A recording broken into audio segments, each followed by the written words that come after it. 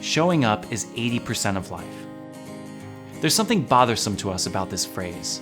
The idea that just showing up could amount to anything, that coming without passion, hard work, or skill could be laudable, strikes us as fake and inauthentic.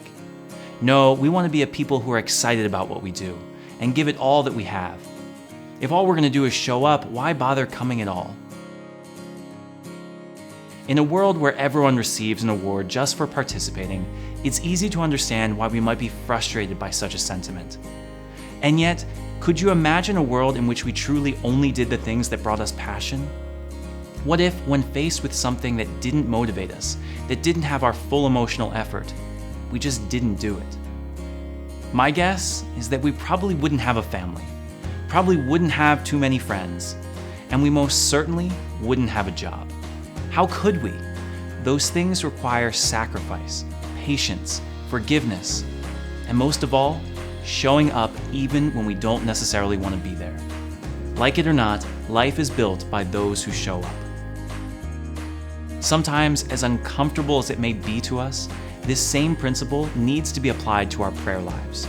For years, I always complained that my prayer life wasn't very strong, that I didn't feel much when I went and prayed, so I didn't go.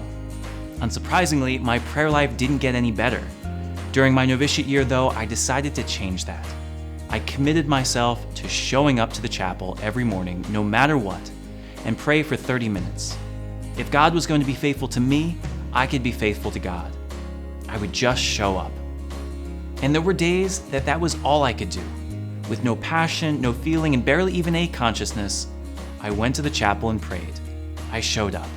Not because I wanted to, but because relationships are built by those who show up. This Lent, we are called to just show up, to our families, to our communities, and most of all, to our God in prayer. We don't need to try to change the world. We don't need to worry about how we feel or what we might be getting out of it.